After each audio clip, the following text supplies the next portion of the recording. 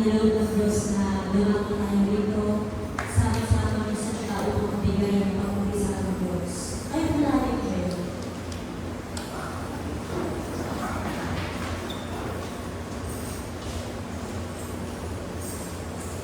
At nais ko po sabihin sa inyo ang sinasabi ko sa awit, 150 verse 1 to 6. Purihin si Yahweh. Sa banal na templo, ang Diyos ay umilan. Purihin sa langit ang lakas maglay. Verse 2. Siya ay purihin sa kanyang ginawa. Siya ay purihin sa pagkakadakila. Purihin sa dugtog ng mga trompeta. Awitan sa sabi ng alba at lira. Sa dugtog ng tanggol, magsayaw, purihin. Mga alpa at lauta, lahat ay purihin. Ang Diyos ay purihin sa dugtog ng trompeta. Sa lakas ng tugtog, siya'y papurihin. Purihin si Yahweh, lahat ang kilala. Purihin si Yahweh. Purihin ang ating Panginoon. Hallelujah.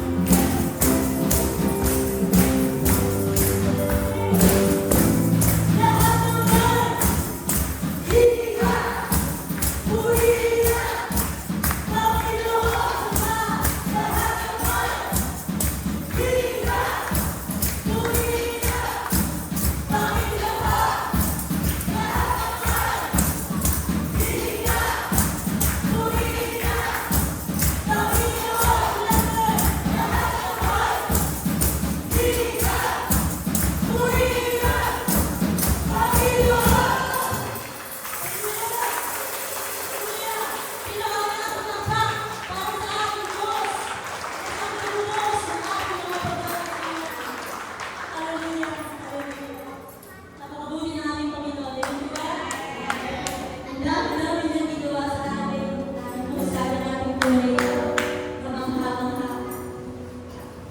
Napakaganda ng plano ng Diyos para sa atin. Amen. Sa kanyang mga hilan. Di po ba napakasarap isipin o napakasarap gawin na malaman natin ang katotohanan na tayo po ang kanyang mga hilan.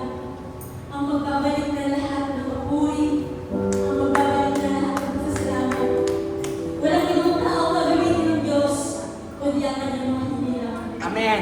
At kung alam mo, sa hindi mga ikaw ay hinihiran ng Diyos, walang dahilan para tayo magreklamo. Amen?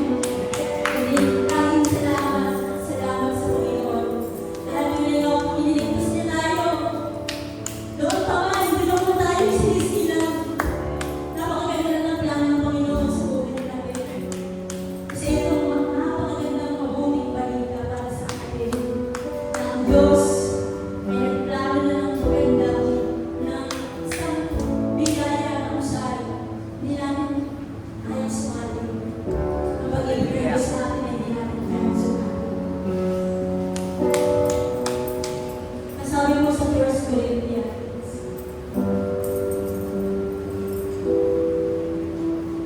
lagi akong nagpapasalamat sa Diyos dahil sa mga pagkapalang ibigay ko sa inyo sa pamamagitan ni Kristo Jesus. Verse 5. Dahil sa inyo ba ang pag-isa kay Kristo, kayo ay naging masagana sa lahat ng bagay, maging sa pananalita at sa kaalaman. Verse 6. Ang katotohanan tungkol kay Kristo ay pinagtibay sa inyo, kaya hindi kayo nagkukulang sa anumang pagpapala. Amen? Habang hinihintay ninyo ang pagbabalik ng ating Panginoon sa Kristo. Verse 8. Kayo'y gagawin niya ang matatag hanggang bukas, upang makikuan kayo walang kapintasan sa araw ng ating Panginoon sa Kristo. Verse 9. Dapat ang Diyos na tumawag sa inyo upang makipag-isa sa kanyang anak na si Jesus Kristo na ating Panginoon. Salamat Panginoon sa buting balita na inilagay sa atin. Na kami ngayon ay nakikipag-isa ngayon sa ating Panginoon sa Kristo. Kaya pangabot po sa ating Diyos. Ngayon ay ipagod sa amin sa lahat ng mga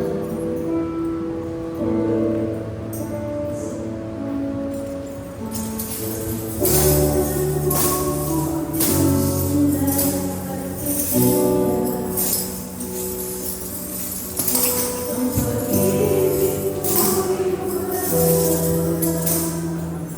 pag-ibig mo ay wala.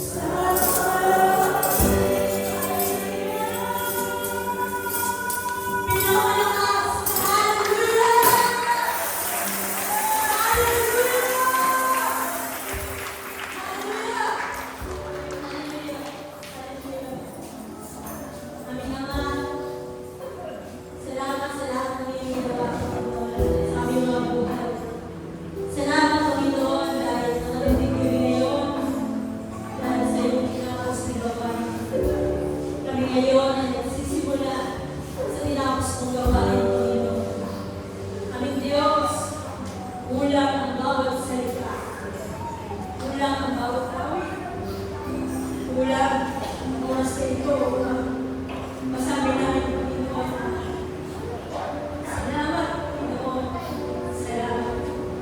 Sapagkat nagpumo kami, ikaw ang umano sa amin, Panginoon. Hindi kami ang umano sa iyo. At ang pinakamalandi pa ito, Panginoon, kami iniligtas mo, ikaw ay namatay noong panahon na kami po'y nagkakapisaw sa kasalanan. O napakalaking biyaya ang aming Panginoon Diyos na kami ngayon ay tinanggap mo, Panginoon. Dahil sa grasya mo, Panginoon, na siya patuloy na imayap sa amin. Kaya namin nagagawang puri, kaya namin nagagawang sumamba. Dahil sa mga pinalanas mo sa amin, Panginoon, through thick and thin, nakasama ka kami, Panginoon. Naranasan namin, Panginoon Diyos, ang iyong pagpapala, ang iyong pagsama, ang kapayapaan mo na binibigay mo sa amin sa panahon na kami nilulupat. Paguna namin, Diyos, na kami lubos na nagpapasalamat sapagkat patuloy mo binibigay sa amin ang iyong mga salita. Mga salita mo na nagbibigay pag-asa sa amin. Mga salita mo na siyang tunay na nagbibigay sa amin ng buhay, Panginoon. Tunay o Diyos na ang mga salita mo siyang buhay namin. Ama, dalangin namin bilang sa iglesia. Patuloy kami paglaan ng panahon na kami ang pag-usap sa iyo, Panginoon. Paglaan kami ng panahon na kami patuloy na nananalangin, Panginoon. Sapagkat ito ang itinuro mo sa amin, Panginoon. Na kami palagi tumawag sa iyo, Panginoon, kahit manangyako ng buhay na ito. Ay pagpat na kung hindi namin yung mga nangyayari sa paligid namin, Panginoon, parang ang hirap tumabayan, Panginoon. Salamat dahil patuloy mo kami binibigyan ng kapalabahan. Panginoon, maraming salamat sa mga pagsubok na aming pinagdaanan. Na naging nagtagumpay kami, Panginoon, dahil ikaw, Panginoon Diyos, na lumaban, Panginoon. At yun nga po nagtagumpay, Panginoon. Nagtagumpay dahil kayo ang Diyos na pagmamahal. Ang Diyos, ang gagawin mo, dalangin namin, huwag ang aming pakinggan yung mga araw, Panginoon. Na ano man ang pinahanda mo sa amin sa mga gawin, Panginoon, amin itong pagkasunod sa iyo ng may kaligayahan. Amin itong pakikinggan ng buong puso. Patuloy na ako, Diyos, na kung ano man ang maririnig namin sa mga gawin mo, Panginoon. Ano mang mensahe ang maririnig namin, Panginoon, dalala namin sa puso namin, Panginoon. At sa pambuhay namin, ang mga inuubos mo sa amin. Purihin kayo, Diyos. Purihin kayo, Panginoon Jesus. Purihin kayo, Panginoon Jesus. Salamat, salamat. Salamat sa lahat ng iyong mga ginawa. At naniniwala kami, Panginoon Diyos, na ikaw ay patuloy na gagawa sa amin, Panginoon. Hindi ka magsasawang gumawa sa buhay namin, Panginoon. Dahil kayo ang aming mahal, kayo ang aming Diyos, na palagi na nag-iingat, kumakalinga, at ibabalik sa amin. Ama, binabalik ko namin sa iyo ang lahat. Ibinabalik namin sa iyo ang lahat ng kasalanan ng pagsamba sa daming pangalan ni Jesus, ng aming Panginoon, ang ating masabunan. Amen.